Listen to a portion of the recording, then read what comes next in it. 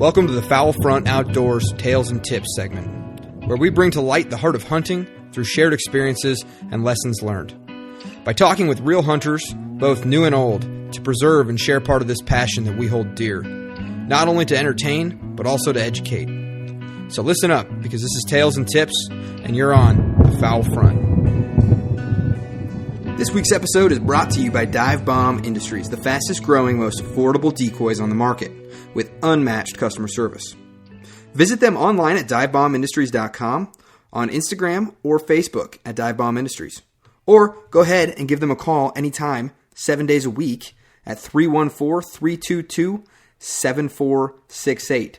And go ahead and use the promo code FOWLFRONT, all undercase with a space in between fowl and front, for 10% off your next purchase of Dive Bomb decoys. This episode also brought to you in part by Hunt Hickory Creek. And new to Hunt Hickory Creek this year is their Central Kansas Lodge. They're going to be running hunters from the end of October all the way through January. And their main hunting area is located between Quivira National Refuge and Cheyenne Bottoms. Now, Central Kansas is a special place for waterfowl hunting. And during the peak migration, these refuges hold hundreds of thousands, if not close to millions of birds at one time. So for your chance of a hunt of a lifetime, head on over to hunthickorycreek.com, because if you're going to hunt Kansas, hunt Hickory Creek. Ooh. All right, guys, in this week's Tales and Tips episode, we're talking with Chad Dawson, fellow listener. He's the chairman at the Second Split chapter for Delta Waterfowl down here in Wichita, Kansas. Going to be talking about some solo hunting. Chad primarily hunts solo, so for any of you guys out there in the listeners group or just listening in general, if you guys are solo hunters, definitely tune into this episode.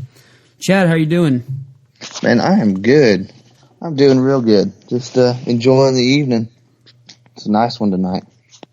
Yeah, I've got some of this rain coming in. It's definitely, the past few days have been a lot less dry heat, but a little more muggy. It dipped below like 80 degrees, didn't it? Yeah. Yeah, I got rained out this morning while I was working outside and got rained out. And then about the time I called it quits and got home, it was bright and beautiful out. So yeah, my day went from outside to being a shop day, which there's nothing wrong, but definitely a little slower, a little boring, but a little cooler at least. Yeah, I'm an indoor cat, so I spend all my time inside. So rough life. Yeah, truly is. But I was serious about that. Rough life. Yeah. So, Chad, what kind of situations do you primarily hunt? Are you hunting more rivers or fields or ponds, marshes? Well, for the most part, early season, I hunt the public marshes. Those seem to hold good numbers of birds during the year. And I get them a couple days off during the week, so I'm able to kind of hit it when the weekend warriors aren't there. So it kind of lends itself to some better hunting. As the season progresses, and the temperature starts to drop, I start hitting the big water. I live right next to a major reservoir here in Kansas, and I'll hit the ag fields and try and find them in the fields. Well, how'd you get started hunting? Man, my dad, he got me going at like 3 years old. He had me out deer hunting with him, and he was the kind of guy that would take me out, and if I got cold, he'd sacrifice his shoes to keep me warm, and just to get that last 30 minutes of hunting in during deer season. And I never really duck hunted until I was about 21, 22. Just decided I was going to try it, and I went to our deer lease, and I dropped a dozen decoys in the river below some riffles, and just about 10 minutes after first light, I had the only group of the morning, but it was 50 mallards just banging tree limbs, coming in hard. And from that moment, there's nothing I'm more passionate about when it comes to hunting.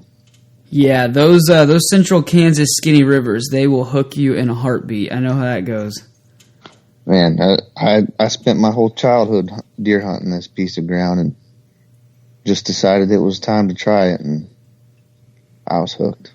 Had you seen, birds going in there while you were deer hunting growing up? No, not really, because we had some wood ducks in there, but that was really the only place that I knew had water.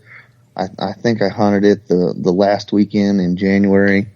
That was open, and it was super, super cold. And Dad, he said, "Well, you might as well go hunt the creek." And I gave it a shot, and it worked out. I think I got 2 birds that morning, but I was lucky. I was just so excited. You're the 5th or 6th person that we've talked to that talks about, I started off deer hunting with my daddy, and then, around the coming of age time, 20, I'm setting out to be my own man, is when they venture into waterfowl hunting. And I wonder what is about that why is that such a common thing, Well, I don't know about you guys, but for me, I would say that was probably right around the time that Duck Dynasty stuff got going. I know there's a lot of, taboo, about, Duck Dynasty bringing in all the new guys, but it really did benefit the sport as a whole, bringing in a bunch of new blood. And I decided I wanted to try it, and it was kind of a social sport, and that was it for me. I just wanted to give it a try, and luckily it worked out for me the first time, and here I am now. Yeah, I kind of look at it the same way. There's a lot of maybe negativity or false negativity talk. Is the word. Yeah, about the quote-unquote Duck Dynasty hunters, but the way I look at it is, at the very least, you're selling more duck stamps. So I'm cool with that. Oh, no doubt. And that's how money's raised for the future ducks and conservation. Simple as that.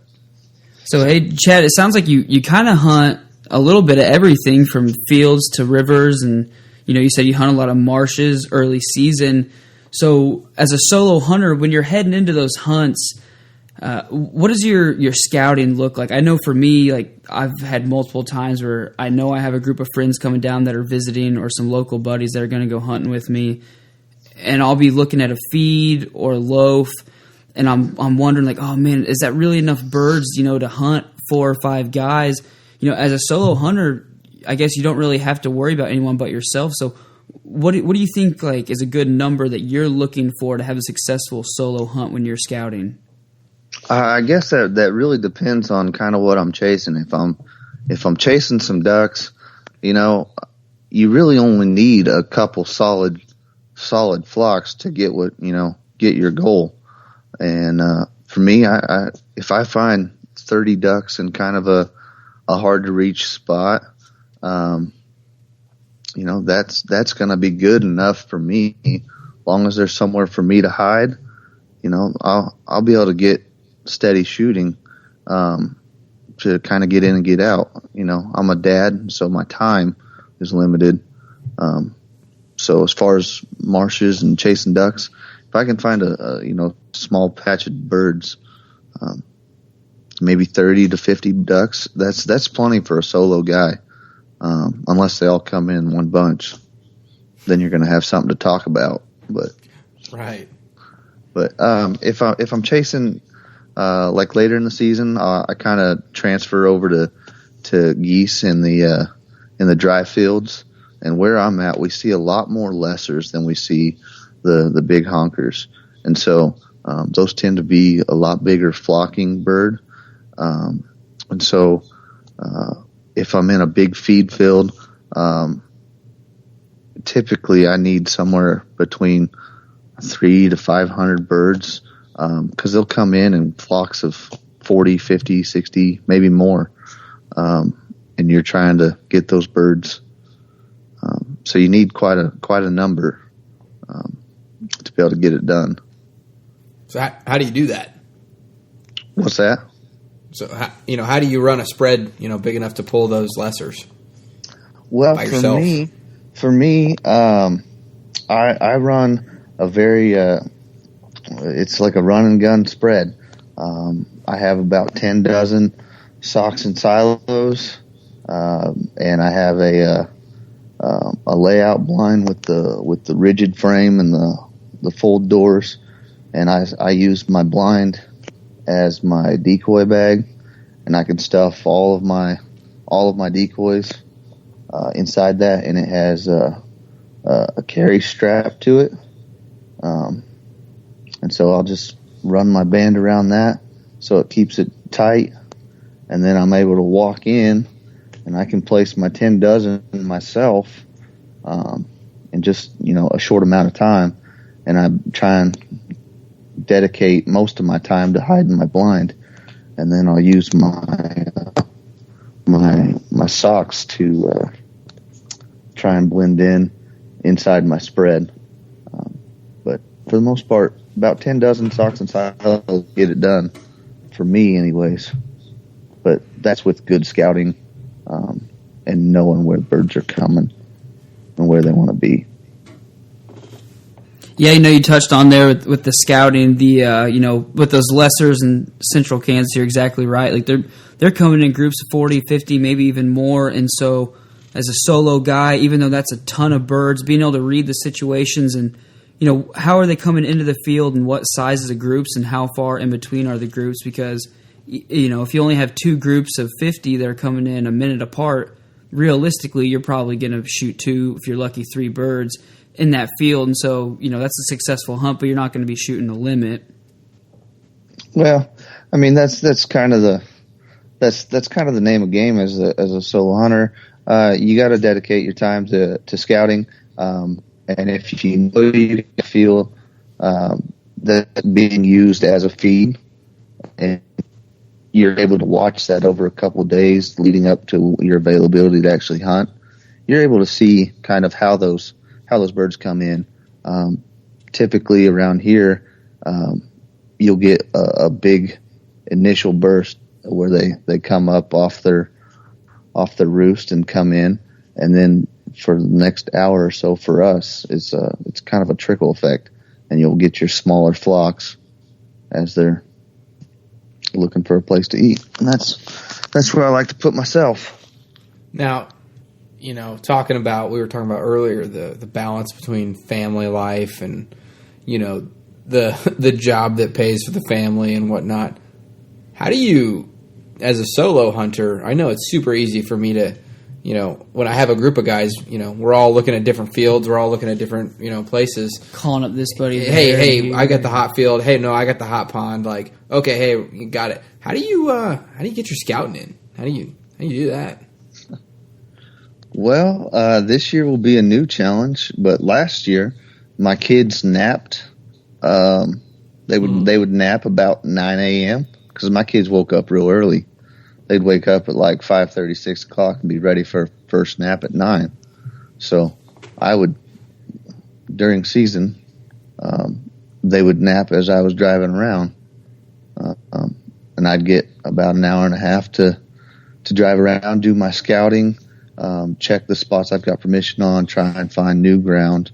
And then as they started to wake up, that's when I knew it was time to go. But now the kids take one nap and it's after lunch, and so that'll be a new challenge I have to figure out. Hey, question for you, because I know this from firsthand experience. How much easier is it to get permission when you've got 2 kids taking a nap in the back of your truck? I had a pretty good success rate. Got the cute factor on your side. Yeah. Well, it wasn't like they were just sitting in my arms and I'm walking up, but a lot of times people ask, left your truck running, you getting out here quick? I got 2 kids in the back. I got to get my scouting in. Come to talk to you. And then they just, it kind of breaks down their defenses a little bit, makes them more, receptive to you being interrupting their day. Yeah. And so it doesn't always work, but a lot of times it does. And if it doesn't work out, they can point you to somebody who might be a little more approachable to that kind of thing. So right. I think as they get older and willing to participate, and as that goes on, I think that success rate will be better. But I think getting permission is all about how you approach it. If you approach people at a convenient time, try not to hit them just as they get home from work, and try not to hit them as they're sitting down from dinner. Try and catch them on the in-between or just after. They seem to be much more responsive. Now, do you think maybe you have a little more success with getting permission being a solo hunter? I know I myself have had some experiences where, I'm talking to a farmer or a landowner and I feel like it's going great and I feel like we've made a good connection. And then the minute I say, hey, I got a couple buddies with me also, like, do you care if they come along? Some people start getting a little finicky about that if they, haven't ever met the person personally. For me, I think if you present yourself as a trustworthy person, a lot of times farmers don't like these birds. And I found they really don't like the geese, the lessers, and the snows. And so it just seems like they seem to be a little more receptive, at least around here, to having a party, of guys. But, having one guy, and since I'm pretty mobile with my field spread, I don't have to drive on their ground. It's pretty easy for me to pack all my stuff in and never have to put tires on their field. And that's a big selling point. A lot of guys don't care, but they've been burned in the past. And if you can have that, in your toolbox as things you can offer them, minimize your impact to their ground, that seems to be a huge benefit. Yeah, that's a good selling point for anybody, even if you are a group hunter, but especially you being a solo hunter. You want to maybe talk about that a little bit more, the gear that you do utilize, such as you said, you carry silos and socks in your layout blind. You're kind of hitting two birds, one stone there. And then did you say you take out 10 dozen? Is that what you said, Chad? Yeah, I have about 10 dozen roughly. It's been a while, since I counted 10 dozen-ish. Yeah, you can pack that in on your back pretty light by yourself, utilizing those silos and socks, and that's still a pretty good size spread. So now, actually, to expound on that is, tell me the story from, okay, you've driven out to the place you're going to hunt. Tell me the tale of from the truck to the setup. How does that work for you? Because I know it always makes it easier when I almost invite people along with me so that I can make that less of a pain in the butt. Well, pretty soon you'll have the kids for that job. Yeah, man, that's a bonus. I take a lot of kids hunting, and I normally make them carry their own weight and make it a good experience, but they definitely earn it. But for me, I get out the truck, let the dog run, burn off some of that extra energy, and then I normally head to the field, and my blind is already packed. It's not like I got any prep work to do once I get there. So then it's just a matter of dropping the tailgate, putting it on, grabbing my gun and my blind bag, and I'm hoofing it to where I've decided I'm going to hunt. It's always a nice thing. I have this little collapsible rake I keep in my blind bag that helps me when I get there, so I can brush in, I can rake debris and help myself brush in, but I try and make it as simple as possible. I don't like doing a whole lot of prep work on site. Right. So, obviously the key there is you prep the night before, or maybe even you wake up, an extra hour or two early or whatever it is that you do. But showing up ready to go and just grabbing whatever you need to out of the back of the truck. But, how long does it take for you to set up from the time you leave the truck, excluding the walk-in, to the time you're set in, maybe enjoying your coffee? What's that look like for you? Well, as soon as I get to my spot, the first thing I do is I dump my blind, lay my gun out, dump it, get everything laid out, and I can set my 10 dozen birds, probably in 15, 20 minutes And that once I've done that, then that gets me a lot of time to work on trying to make my layout blind as invisible as possible. I try and that tends to be where I focus. I don't get too particular on setting up decoys in a specific thing. I just try and get them looking like what I saw, and then I try and hide as best as I can. What are some of the things that you do the night before to make sure? Because I mean, obviously, you don't have any fallbacks. Like, oh, hey, dude, I forgot my headlamp. I got an extra one in my blind bag. It's on you. Yeah, I mean, you are the single point of failure. What are some of the What are some of the preparation things that you go over? So the night before, what I'm doing is I will get everything, because normally the pack up from the previous hunt isn't near as neat as it is. So I'll repack my blind, and in doing that, that means I go through my blind bag. I'm making sure I've still got if it's cold, I've got some hand warmers. I've got my, a couple boxes of shells in there. I've emptied my trash out. I make sure I've got my choke tube and some lube for the gun. I normally use some CLP. And I'm just checking things, making sure I've got at least two headlamps that work. Learn that one the hard way. One fails and the other one's low on battery, and then you're stuck. And you're scrambling in the early morning light. 2 is 1, 1 is none. So exactly. So I'm just going through the things that I know I will need, and then once I've checked off the things that are, necessities of a hunt, shells, guns good, have my decoys packed, that kind of thing. Then I can look at the things that kind of make a hunt a little more comfortable. Hand warmers, extra set of gloves, maybe an extra set of socks. Because there's things that happen.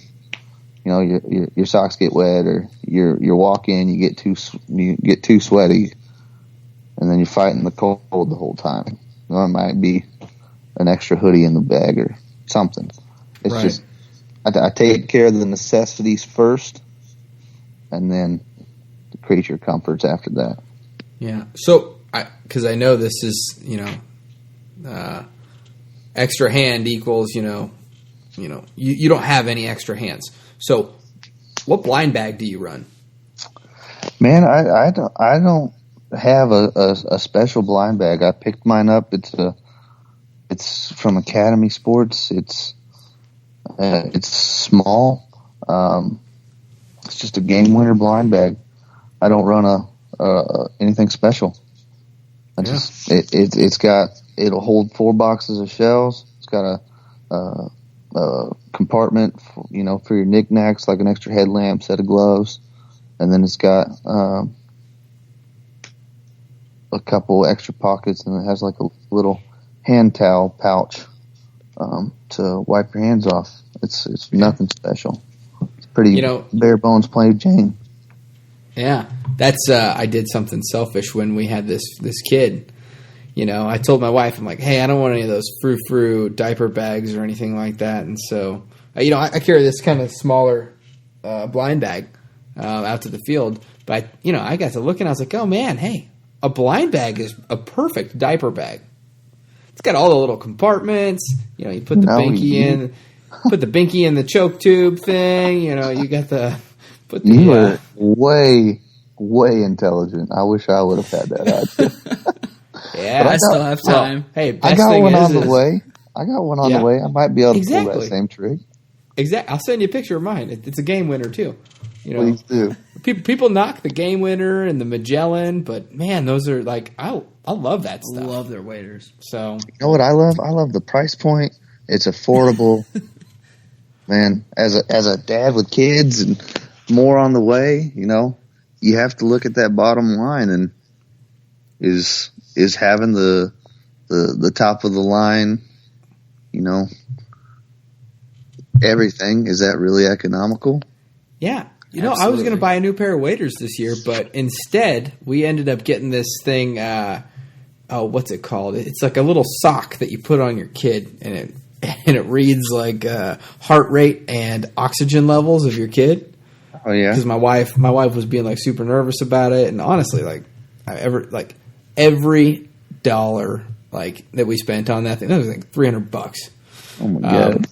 Oh, dude, that has been my life since having this kid. It's $300 here, $100 there, like $200 there. But I tell you what, the amount of sleep that thing has equaled, versus, those waders aren't gonna get you sleep. Hey, them waders, I might freeze my butt off come January because I got leaky waders. But dang it, I'm gonna have a happy wife.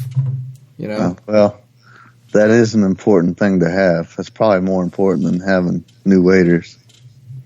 Hey, it's funny you say leaky waders, and Chad, you said earlier you take care of the necessities first with the hand warmers, the extra gloves or socks, whatever it may be. And, that brings up a great point that, a lot of people probably don't think about when you're solo hunting is the safety. Talk about making sure you have an extra pair of clothes back at the truck or hand warmers, or make sure you're dropping a pin or whatever it is. You don't have a buddy to pull you out of that, ice broken river. I've had a couple close calls as a duck hunter, and luckily, the first time I was hunting with a brother-in-law and nephew, and they were able to toss me a rope. I was hunting a cattle pond, and I had nice firm bottom, and I was chasing a down bird, and it kept getting onto the ice and just out of reach, and I just kept going and going, and I wound up hitting a soft spot, and I sank probably to my waist in the sludge and muck, and that water was dumping in over my waders, and I couldn't do much, and they were able to toss me a rope and drag me out. They dragged me right out of my waders. Those waders are still at the bottom of that pond. They talk about, I don't know if you've ever watched how to self-rescue out of an ice hole. But I think this brings up a perfect opportunity to talk about it, because I didn't know this either until, just posted that video, or Matt did. He just posted that video in the group the other day about me hunting the Y. Well, the issue was the ice was too thin for me to walk on out there, so I couldn't retrieve any birds unless I shot them on the bank. They landed on the bank, but got me to thinking what I was going to do if I ever did fall in. And they say the way that you fall in, don't try to save yourself for at least a minute. Just got to get over that initial cold shock and kind of just wade water there, catch your breath, get over the shock, and then start putting your elbows up on the ice ledge. And then get to a point where you can, either you'll break your way all the way back to a place you can stand, or you'll find a spot where you can, eventually kind of hold your weight. And then from there, you kind of let your feet rise up behind you, and then you kick as hard as you can, like flutter kick, to belly roll, and then you just roll all the way back to the edge of the pond. Just little safety PSA there for anybody that didn't know how to that's a good put in. That's yeah. I mean, that's a good technique. I think a lot of times as guys we kind of find ourselves invincible, and Mother Nature is kind of unforgiving, and she'll put us down on our butt in a minute. Yeah, absolutely. That's good stuff. I mean, as far as the safety as a solo hunter went, we had a couple, maybe I think it's about 3 years ago now. We had a guy that was in a very similar situation to me. I was a expectant father.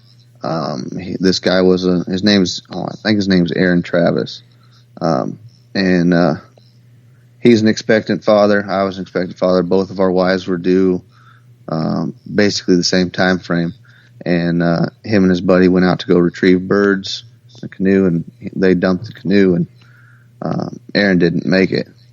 And I had never met Aaron. I just had read the story, but because our situations were so similar, it really really drove home, how dangerous this can be.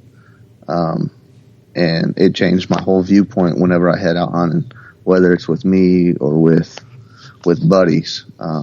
So as a solo hunter, I let my wife know. I drop a pin where I'm going to park my truck. And then once I walk in, I'll drop a pin, send that to her as well. And then I let her know, this is what time I'm calling it quits on the hunt. And this is what time I'm expecting to be home. And then, sometimes during a hunt, the action's slow to get started and things change. But just try and keep her posted, whether that's a phone call saying, hey, I think I'm going to be an hour longer or whatever. That was one I had to learn, cause they worry about us. So had to learn that one and maintain that happy wife, happy life thing.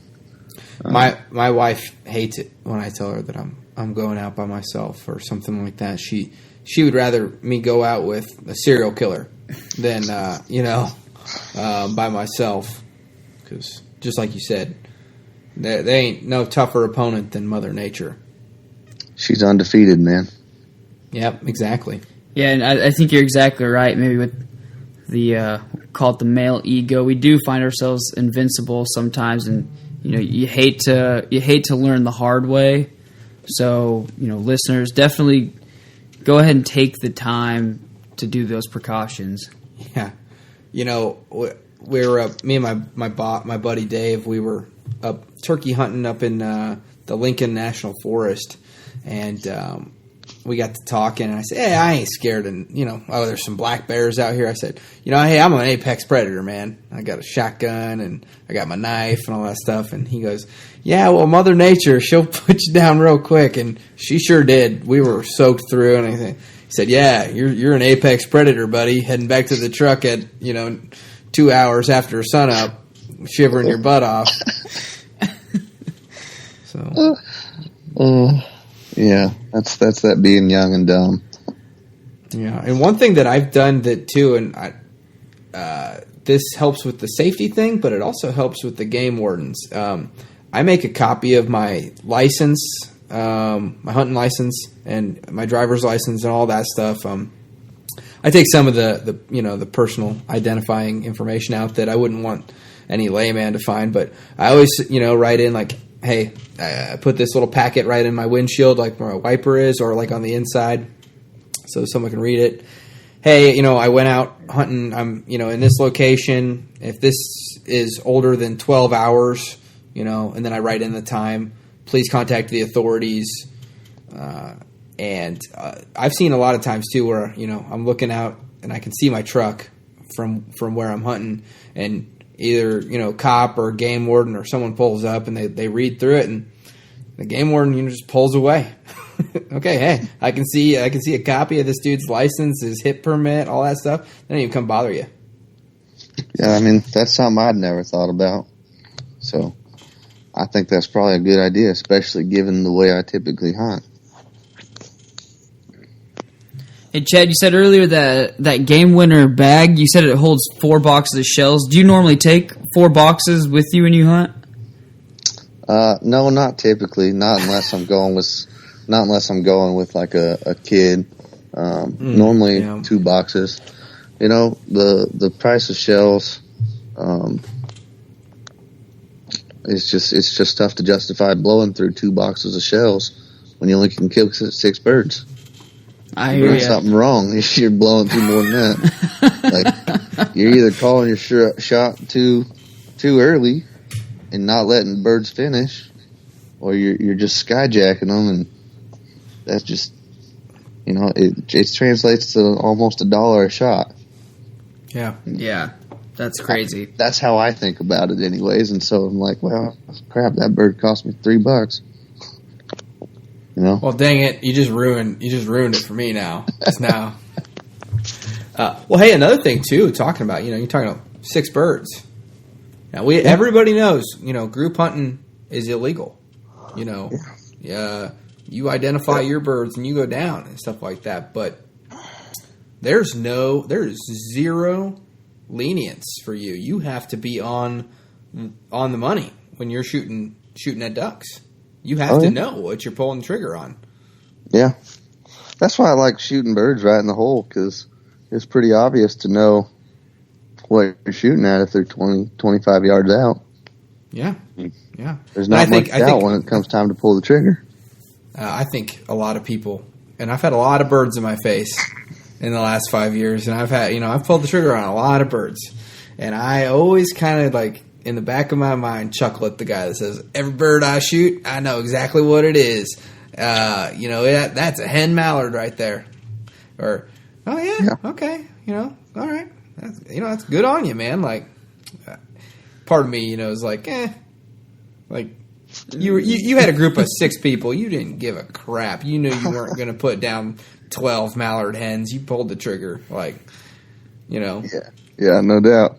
I mean, I don't think there's anybody that's ever, gotten into it. Maybe as they age and get more experience, they know exactly what they're shooting at. But them early years, you don't know what. You just see a bird. And a lot of guys identify in hand, and that's how they learn. And then they pick those characteristics up on the wing, and that's kind of how it goes. I've got a technique for that too that I kind of developed out of my own inability to identify birds on the wing, and for somebody that is out there by themselves is. So I look at whatever the most restrictive limit is. Okay, I can only shoot one pintail. Well, I might not know what a pintail looks in flight, but I know what a duck looks like in flight, and I know I can only shoot one pintail. So guess what? Each pass, I only get to shoot one duck. And until that thing's in my hand and my phone's out and I'm checking it. Oh, not a pintail. All right, sounds good. You know what I mean? I still get one pintail. But now, man, they changed the limit. Now we get 2 pintails again. Hey, yes, I could shoot 2 ducks now. A little more leeway. A little more leeway. Well, another part to finishing birds in close too, besides being able to ID them, is easier retrieval. As as a solo hunter, Chad, I don't know, do you have a retriever at all, or are you retrieving most of your birds on your own? When I first got started, it was just me running out in the water and getting the birds. But I've now got a chocolate lab, and she goes and does most of the work for me. But she was a game changer. Her name's Bashlin. Bashlin? Bashlin. Like Bash Brothers, but a girl. Gotcha. Yeah, it's a different oddball name, but she's mine and I love her. And she was a real game changer as a solo hunter. A lot of times we're hunting the reservoirs or the fishing lakes or whatever. There's water that you probably don't know as far as depths and things like that. And so every time you dump a bird, if you dumped one that sailed maybe 50, 60, 70 yards or more, who knows what kind of depths you were heading out to. And if you set up properly, that bird's not ever going to get closer to you. Yeah. So. The other thing too you were talking about is what people don't realize is these cow ponds, they're small. They're half an acre to 2 acres, but dang it, those banks don't drop off quick, and dang it, don't they have soft spots from where them cattle are wading in there, and obviously just the unsteady nature of a Midwestern kind of agrarian ground where you have loamy sand and all that kind of thing. You never know where that next hole is. Oh, that's like I just picked up a new. Last year we got a new depth finder on our boat, and it's got like the GPS and the maps on it that tell you your contour lines. And man, that really helps put your mind at ease a little bit. If you knew you were going to be hunting, you could go turn your battery on and have your GPS up, and you could kind of pre-scout and get an idea of kind of how deep you were looking at. If you knew you could find a shallow cove, Right. That kind of helped put your mind at ease. Now, you still didn't know what kind of bottom that was just from the map, but scouting would give you an idea of what kind of bottom to expect. And so that helped out a ton. And if you don't have a GPS, there's different apps like Navionics apps or things like that you can use to check, get a general idea of what to expect as far as one app that does a really good job, and they're actually, I think they're out of Lincoln, Nebraska. Does a really good job of doing the lake contours and pond contours. Is Powder Hook. I don't know if you've ever looked into it. I think they do some kind of a youth mentor deal. Yeah, they're kind of new on the market, and I haven't really looked into them too hard yet, but I do remember that. Yeah, what do they provide depth? They have a really good mapping system that it's free. It's absolutely free, and you can look at as long as you know what the water depth base levels are, you can kind of tell, like, okay, hey, that's where the drop off is. I know I can hunt this right here, this cove, without a dog or a boat. But yeah, that's the other thing too. I guess I got to reach out to them because they're trying to do the same thing we are. Mentor, educate. So yeah, it's a really convenient tool. I wish, and they're either out of Lincoln or Omaha. I believe. I don't want to misspeak there, but do you hunt out of that boat at all, Chad? I haven't yet. I haven't really had a need to, and honestly, hunting by myself on this big water out of a boat, I think terrifying. That's Kansas. We get these big winds, and I don't know. It's just not something I chance. So I'd rather put the legwork in to walk to where I'm going. It's one thing in the middle of July, but I couldn't imagine with a little bit of ice around the edges and it's slippery, and I couldn't imagine trying to put a boat in and trailer a boat by yourself in December and January in Kansas. Yeah, there's all kinds of things to worry about, and guys do it. You can do it safely if you know what you're doing, and there's really only one way to know what you're doing, and that's by doing it. But you should learn those lessons before you put yourself in a situation where it's going to be cold or whatever. There's a lot that goes into it, and that's not something I've done yet as far as taking the boat out on the big water. But I have done some. I've hunted out of a kayak and a canoe a couple different times, and if you haven't done it, that's something you definitely need to try. It's a totally different experience than. Is that mainly like public hunting, Chad? Yeah. Is that like marshes and? Yeah, there's Kansas is known for Cheyenne Bottoms. Cheyenne Bottoms is an awesome place to paddle in. I did it several times last year. And in a canoe, you can haul a ton of decoys, and it's basically silent transportation in. You park it wherever, park it while you get everything going, walk your boat to go stash it in the reeds far away, and come back and enjoy your hunt. And it makes getting in and out easy. Cheyenne Bottoms, I've hunted there, decent amount, and a lot of those places, like you said, you can hide those, canoes and kayaks super easy with just the natural vegetation that's around.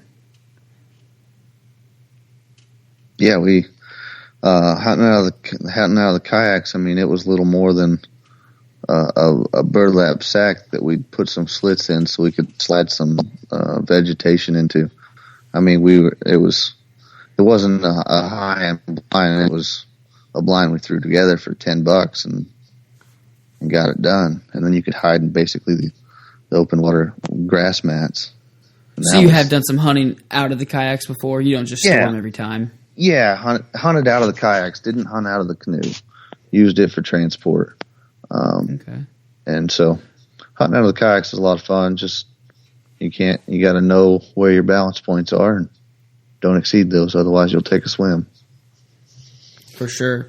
Well, hey, I guess we didn't really even talk about hides too much. You mentioned it briefly here a little bit ago, but as a solo hunter, talk about the different situations you hunt in. How do you hide, and how do you determine your hide, and is it easier to hide yourself compared to some people will say, like, when you're in a field, like having 5 or 6 layouts together, you look like a little grass island. But I imagine being a solo hunter, it's probably pretty convenient to only have to hide yourself. Yeah, so if I'm hunting a field, I'll hide. If I'm hunting a cornfield, I'll use the corn stalks to hide my blind, and just like anybody else. And I use those decoys to pack those in tight around me, just to break up, because I am kind of an abnormality to a field, with that bump being there. So if I use those decoys to crowd around me, I'm able to break up that outline of my blind. But as a solo hunter, I'm able to hide in smaller pieces of cover.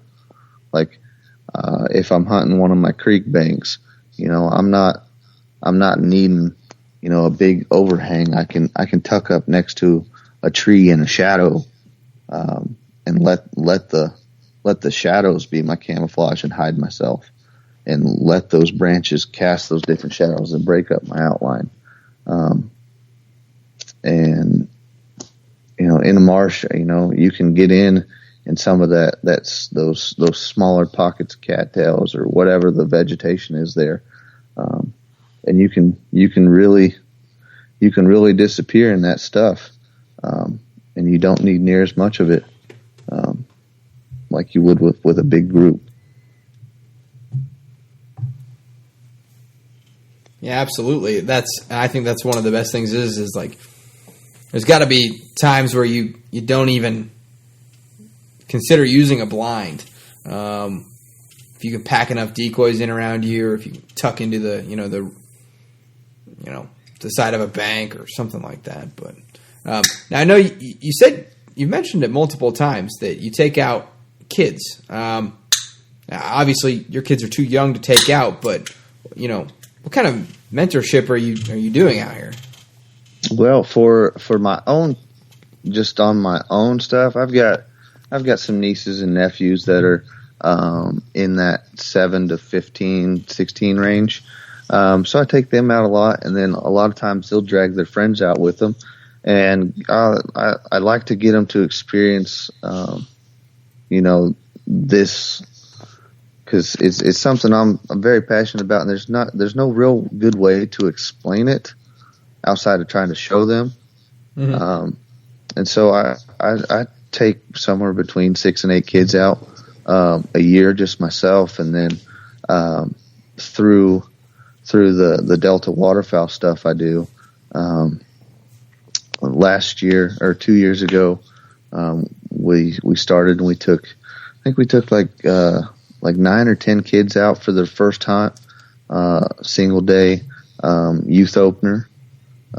Took them out to a public marsh and showed them the ins and outs of what to do. And then last year, we took 3 or 4 out. And so it's just, I think it's part of the game, I think this is my 6th or 7th season as a waterfowler, and it's, I've kind of learned a few of the ropes, and, it's time to start giving back. Yep. So, I just feel like it's kind of my duty. Exactly where I'm at, man. Yeah, that's exactly where I'm at. So it's our duty. I feel like, and that's what I'm gonna continue to do. Now, I guess maybe I shouldn't assume this, but I'm assuming a little bit that, when you take those kids out, are those maybe not solo hunts, or are you taking a group out of kids out by yourself? Oh, if it's just me and one of my older nephews, and maybe his friends, I got no problems with it just being me. But if you get those younger kids, the younger kids are a little bit unpredictable, and you only got 2 eyes, so it's I normally try and take a buddy or my dad, something like that for those bigger groups or with younger kids.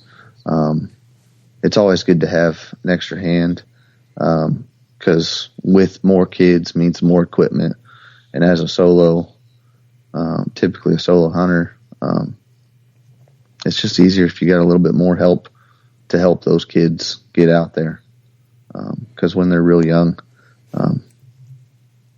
there's only so many decoys they can carry out, or carry a box of shells or whatever. For sure, like definitely, little kids aren't pack mules, but also even just as a safety standpoint, like, man, I don't know if I would trust myself alone with more than 2 or 3 kids on their first duck hunt. I mean, that's definitely a lot of responsibility. Well, there's so much excitement because for them, they've never seen, mallards bomb into the decoys, or, a flock of Canadas dropping out of the sky, or, that's a whole lot of adrenaline and excitement, and they never dealt with that before. So, who knows what's going to happen with the barrel of that gun, or, whatever. They get pretty excited. So you just got to be there. I normally like a 1 adult to 2 kids kind of ratio. That way you can kind of keep an eye on what's going on. Yeah, for sure. I mean, the good news is, at least with your involvement and getting involved with these youth, before long, you will have a couple pack mules to help you out. I mean, you got to teach them young. Yeah, that's right. No, that really is cool, though. You're involving with the youth, and that's just that's one thing we definitely want to do at Fowl Front is involve youth and even non-hunters who have never hunted before. Like, we don't care if you're 12 or 30. We want to recruit new hunters and try to get those numbers up. Yeah, I was just about to touch on that. I mean, getting the kids out and taking them hunting, that's an awesome thing, and that's one we should continue to do and strive to do. But we need to get the adults out as well, because those are the guys that have a 9-to-5, that have some expendable cash. They have the means to go do it on their own, and they're going to be the people. Love to see kids getting out there during the youth days and all that stuff. But the thing is kid ain't got no control over his time or his money. And kid ain't, he can invite another one of his friends out, but it's those 20, 30-year-old guys that you can really make some money, as to say, in the conservation / getting people out into the sport with them. Well, I mean, there's fringe benefits to it too. I mean, if you take somebody out that's that's an adult, or maybe it's a kid that's getting ready to, say he's like 15, just about to be 16. These are people that, through you taking them out and you mentoring them, that could turn into a lifelong friendship. I mean, lifelong hunting buddy. I mean, there's all kinds of extra benefits to it. I mean, not to mention, if they do get hooked, I mean, that might be somebody to spread, the cost with. Yeah, the domino effect. I mean, or like the scouting, or permissions. Heck, that's the only reason I'm really friends with Tegan, is so that I can have. Using me? I mean, if you can find a hunting buddy that will scout, you need to be good friends with that guy. Yeah. I mean, because if your buddies don't scout, I mean, you're just kind of a guide. That's a good point. That is a great point. I mean, there's a lot of truth to that. I think that's probably why I do a lot of solo hunting, because eventually rely on yourself. Yeah, I mean, you can only put in so much effort. And then another thing too, when you're hunting by yourself, you never have to argue with anybody about where the mojo goes, or whether or not someone that darn mojo. Yeah, that darn mojo placement, or we should move the decoys over here. You just get to kind of do it. Yeah, I mean, but you get that, there's no one to blame, and there's a sense of pride that comes with, you did it yourself. It was all you. you know, and you can take some pride in that. But then, you know, there's this exchange of, you know, part of the draw to waterfowl hunting is the social aspect of it. Right. So you can go do this solo thing, and this is something I think about all the time whenever I'm out there by myself. Is that it's like, darn, I wish I had somebody to talk about. Like, man, that gaddy just bombed in hard, or you know, that mallard come in quick out of nowhere, and you can laugh and joke about it. But the dog doesn't have much sense of humor; just kind of looks at you like, can't believe you missed again. Yeah. So I mean, I think everybody's dog's got that personality. Just kind of gives you that sideways glance, like really, again. Yeah. When I take my dog out, well, she usually doesn't get out of the truck until the decoys are set up, and like I got a good comfy blind for her. That sounds like my dad. You know, come to mention it, that sounds like my dad too. Well, Ultimate dad move. Dad move. Make all the. Hey, you know, we're not that far from being in that position.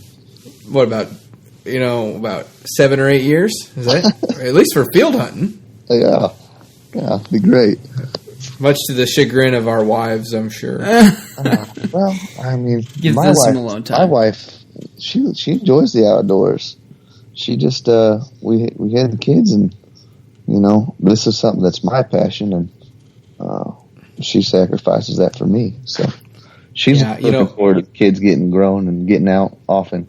But I take the time to get her out on a banger of a hunt every year. I told my wife I can't wait for, you know, our daughter to be ready to get out into the blind, help me set up decoys, and I teach her all the ways. And she's like, "Yeah, I can't wait to have both of your butts out of the house on a Saturday morning." Yeah. All right. Yeah. So. You know, we talked about moving the mojos, and I guess that's another good question to ask, Chad. What kind of, like, I guess you could call it specialty gear do you run on these solo hunts? I know you said earlier, you know, you got to utilize the space you have for the necessities first, but, you know, are you running a jerk string or a mojo or, you know, anything special? You know, I don't ever hit the field or hit the marsh or water scenario without a jerk cord in my blind bag. You know, that was one of the early motion things. It's tried and true, and it's effective. Nowadays, you know, when I first got going, you know, that was right whenever mojos kind of hit the market, and those things were just lethal. And now it seems like everybody's running 3, 4, 5 of those things. And I just feel like those birds are they're wise to that game. So question for you. I know my biggest thing with jerk rigs is like, I will set one up. I'll have, you know, 4 mojos going and a jerk string. And I always designate one guy. I'm like, hey, you're the jerk string dude. All right? As Wade would say, it's the newbie. It's always the newbie. Like, hey, when they're, you know, when I'm calling, you're pulling on the jerk string, okay? And okay, got it. But when I'm by myself, I mean, like, I couldn't tell you how many times I've like looked around for the jerk string handle for about half a second, and been like, screw it, like I'm good to go. There's a lot. You're calling, and you're you know, getting that jerk string. That's a lot of. See, I remember to do the jerk string by myself, but then I'm fumbling to grab my gun. Yeah, well, see, there was another. Well, see, the solution to that problem, like at least for me, they have these little, like if you go down to Cabela's or wherever you buy your fishing tackle, like those little fiberglass rod stakes that they have that like they extend out. You shove that in the ground, and that's a perfect gun rest. And you just set that, like I hunt off of typically a bucket, and so that'll sit between my legs, and the gun will be upright, ready to go. And I got call in one hand and jerk in the other, and getting after it. Then whenever it's time, only took us an hour and 1 minute and 2 seconds to get to that gem. So there we go. Or if you've got soft ground, break a twig off. I mean, yeah, you got to figure out. You can't just be laying that over your lap, and otherwise you get that jerk cord wrapped around your gun somehow, and it's just a mess. Yeah. So that's how. Well, we talked about your field hunting excursions with the silos and the socks, and you said you love kayak hunting. It's a great experience, but I think a lot of people out there, your average duck guy on the weekend or whenever it is, they might be hauling into a public marsh or a weehaw pond, or maybe they're lucky enough to have a private spot, and they're probably hunting water primarily for ducks, just because it's a little easier to target that than geese. And when you're solo hunting for that, what does that look like? Are you utilizing like packable decoys, or are you buying like the cheapest, lightest Craigslist decoys you can find? How many are you running, and how are you packing those in? Well, for me, I run Texas rigs on everything, and I have a refuge runner bag. And I'll utilize that whenever I've got a really long walk in, because that just puts everything on your back and keeps your hands free, and you can get running. But what I found is that with that refuge runner, especially after you've picked up, I run 24 decoys, and hunting on big water with big wind. I run 8-ounce weights. And so, a dozen decoys, just the weights alone is 6 pounds. And you got 2 pounds of bird, you're looking at 60, 80 pounds on your back for 24 decoys, not to mention a shotgun and, all these things. So I'm just running 24 decoys, and I run some, I have some avian X's, that I run on some Lifetime rigs. And I'll carry those in, but once those decoys, once you pack them back in there and that bag gets wet, that bag seems to double in weight. I don't know if that's just because you're tired or what, but I found that if you've got nice flat ground, that's not going to be if it's a pasture, or if it's got some small gravel, or if you're going to be walking a road in. A lot of times if you use your deer cart or your game cart or whatever it is, that makes your walk just so much easier. That walkout's always heavier than the walk-in, no matter how the hunt went or whatever extra you're carrying out. It's motivation. And the other thing too that really irritates me about hey, you can fit 4 dozen of these decoys into this blind bag. Yeah, and they'll be slapping your ankles the entire way, back. Good luck. You'll be dragging that thing. Yeah, exactly. Or see, I made the mistake one time. I went hunting with my nephew one time, and we just had a ton of birds, and we had probably like a 3/4 mile walk in, and I loaded that thing down with as many decoys as I could get in there. And then I had him. He had one of those mesh decoy bags with probably a dozen and a half on his back. And we carried, I think all told, we probably had 5 dozen birds we carried back there. Mm-hmm. And that bag was just impossible to carry with all the gear, the added birds. So we wound up having... you could easily bench press that or squat it, but you add the awkward dimensions / it flopping around on you, like that's different. It doesn't matter how much padding they have in those shoulder straps, they bite. Oh, exactly. Yeah. So, but yeah, sure. I would much rather carry my decoys on a game cart. That kind of, I set that up. Normally I'll set my decoys up in a bag, or if I'm running just Texas rigs, I'll drop them on that, and then that kind of gives a platform that I can lay my clothes in that I'm going to wear during the hunt, so I'm not getting too hot out. And then on top of that, I can stack my gun and my blind bag and maybe a stool or my bucket or whatever. And then I have a little cargo net I picked up, and just throw that over so I don't lose my gear on the walk in. And that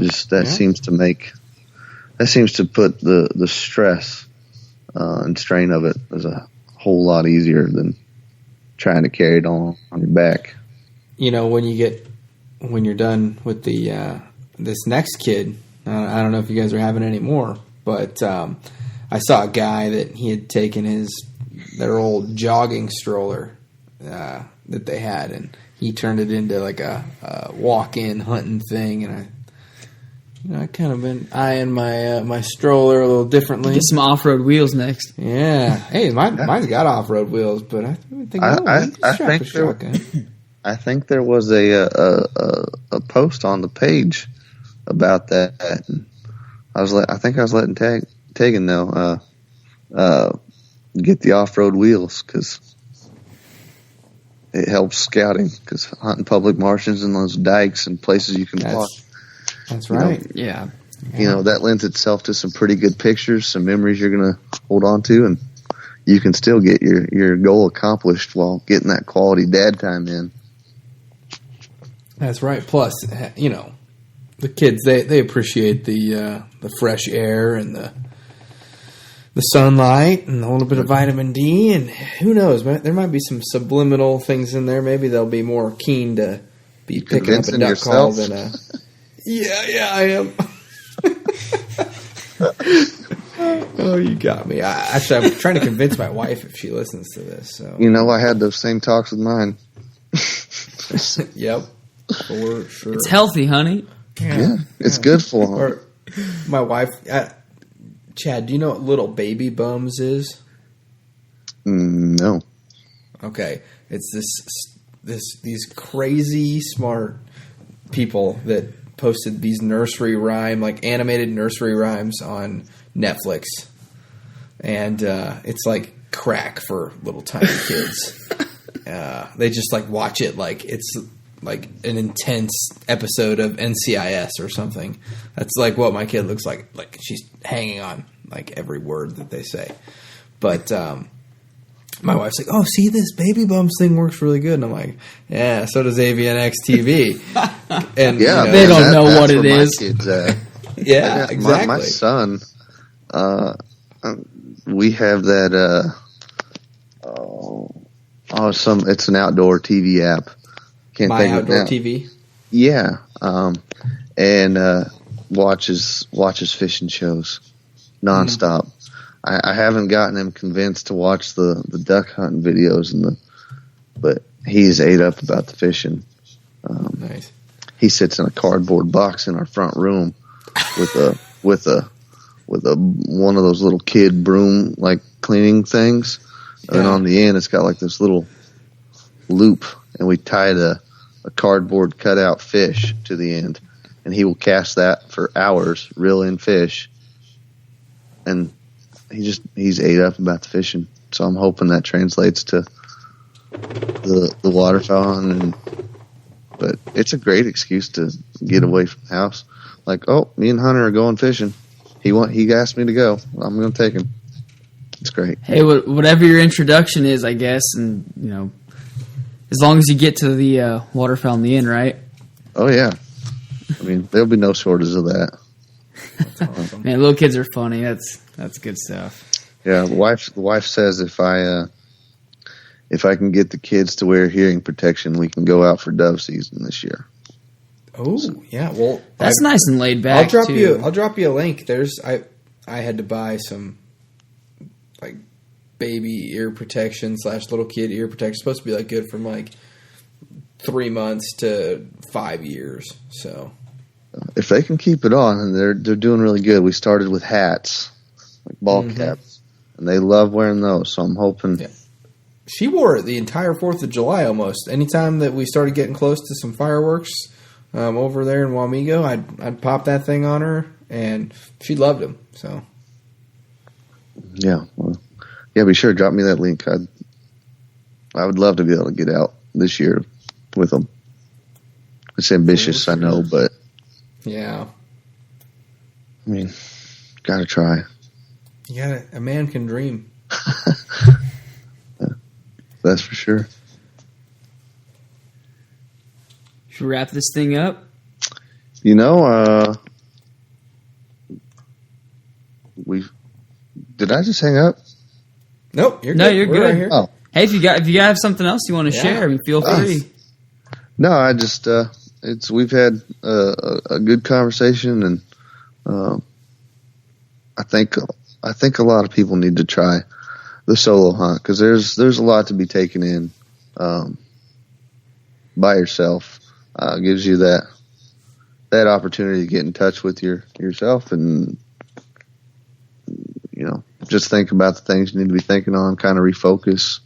There's a lot of added benefits to doing hunting by yourself, but definitely don't stray away from the party hunt because there's a big part of waterfowl that is that social aspect. Yeah, I love the social aspect. I would say my hunting is probably 95 to 5, the 95 being group hunts. I try to take a lot of people out every year, particularly new people. But man, those 5% hunts that I get out by myself, it's like therapy, and it's so nice not have to worry about other people, and you're not stressing on whether they're having a good hunt or not. You're not as worried about your calling and the decoy. You just sit back and take in the views and relax. And yeah, that's my favorite part of solo hunting.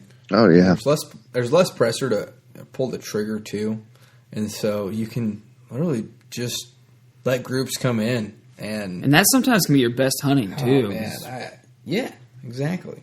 Yeah, of course you'll have 150 birds in your face when and one gunner, and you can't just. I know I have a video that I'll post this to the group when we release this episode, but. There's a time where, like, man, I had probably 200 birds in this little hole, and I didn't even pick up the gun. I just was filming it, and had I had 3 other dudes there, we'd have blown that thing up, and we'd have been done in about 10 minutes.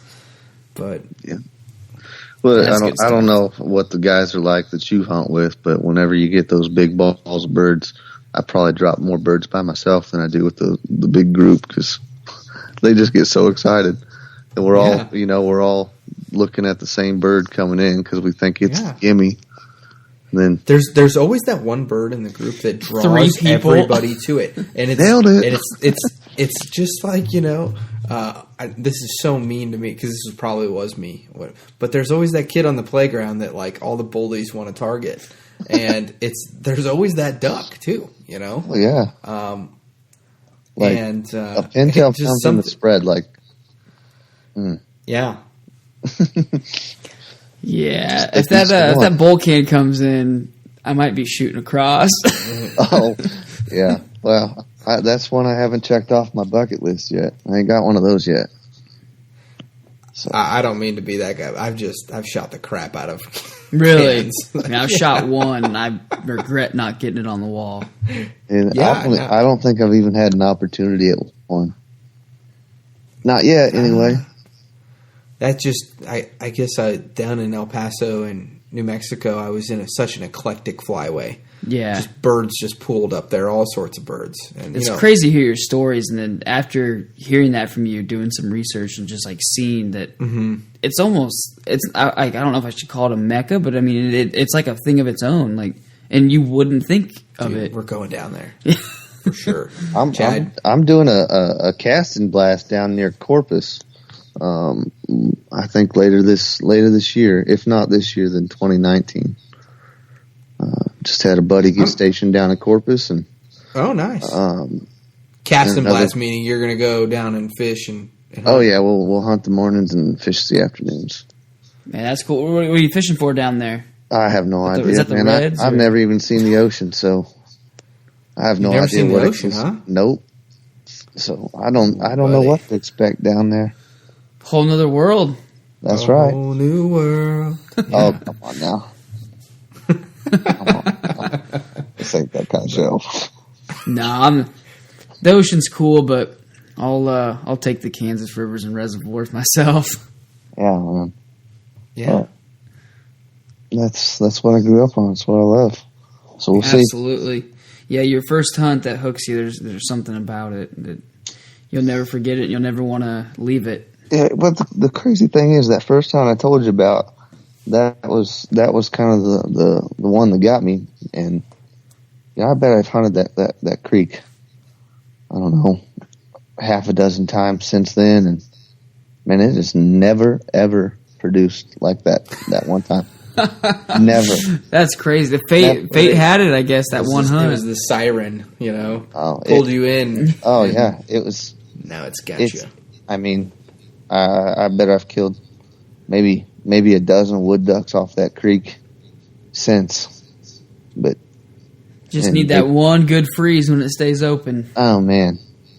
But now I live on the reservoir, and it's some fantastic hunting when it gets cold. Yeah.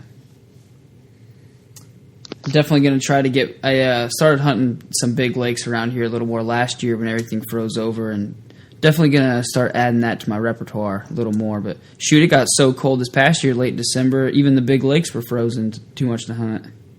Yeah, it was. Seems like right around the first of the year, we always get down in the single digits and locks things out. Yeah, I saw the Kansas River for the first time in my life completely iced from bank to bank this year. That was crazy. Yeah, it's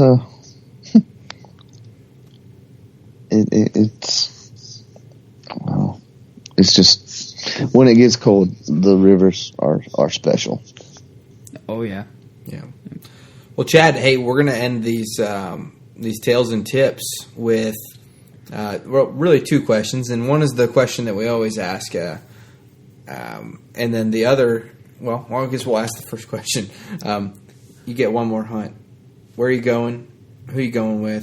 What's the weather conditions like? And what are you shooting? Man, that's like 7 questions.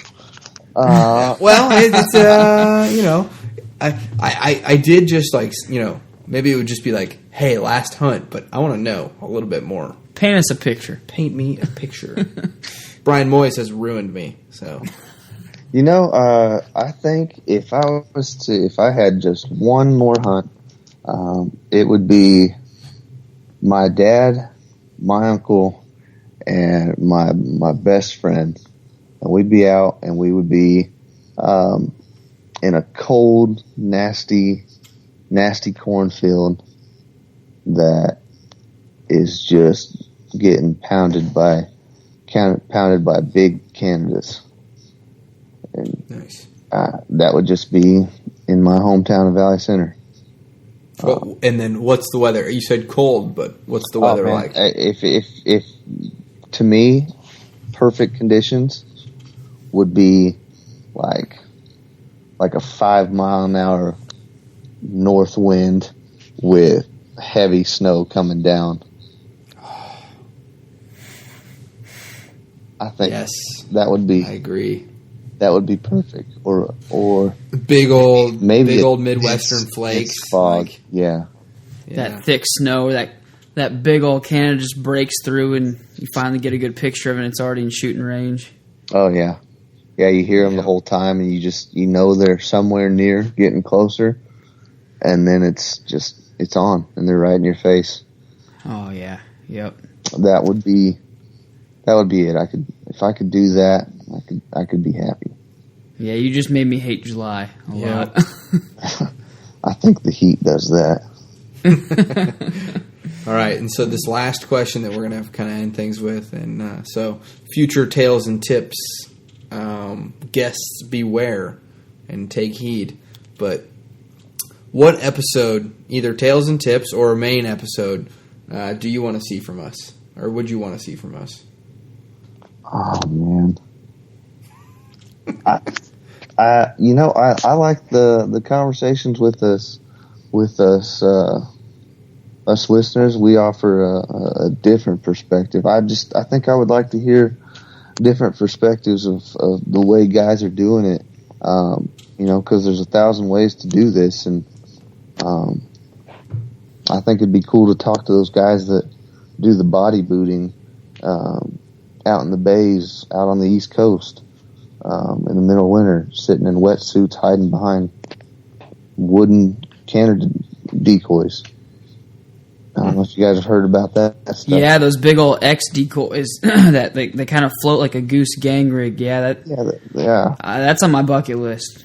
Yeah, just to I like hearing all the different ways to do it, because I think there's in all the different ways to do something, there's something that can be picked up and maybe gleaned, and to add another one to your toolbox. So I just think, we're constantly learning how to get better at this game. I think hearing the different ways to do it would be what I'd like to hear. All right. Well, awesome. We appreciate that. That's a good feedback. Well, yeah, Chad, we appreciate you coming on for this Tales and Tips episode, and I think it was invaluable. I think there's a lot of good lessons to be learned out of, just, got to, talk to the big wigs in the industry to learn a little bit, like you just said.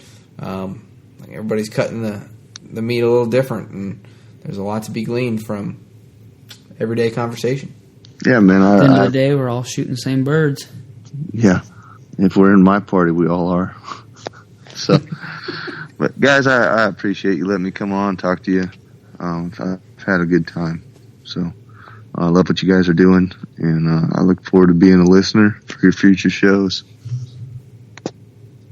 Well, thank you. Yeah, we appreciate you taking time out of your busy schedule and with the family and everything. And, we definitely look forward to seeing your activity in the listeners group, and thank you for being involved and being a listener. No doubt, guys. You guys are doing a good thing. All right, Chad. You have a good night, man. You too. See you guys. Bye. Thanks for listening to this week's episode of the Fowl Front Waterfowl Podcast. Please come join us on our Facebook group, the Fowl Front Waterfowl Podcast group, where you can connect with a good group of hunters, because we're all in this together. We need to act like it so that hopefully our great grandkids will be hunting ducks over our favorite public lands. We also ask that you go ahead and give us a written review on iTunes and give us 5 stars if you think we deserve it. And we really do want to hear back from you so that we can give you the best possible content. And if you get in on that Facebook group, you can get in there and you can ask questions, and you can tell us what you want to hear next, or you can tell us what you don't like, and we'll be sure to tailor things to our listeners. So, all right. Stay safe out there, and we will see you next week.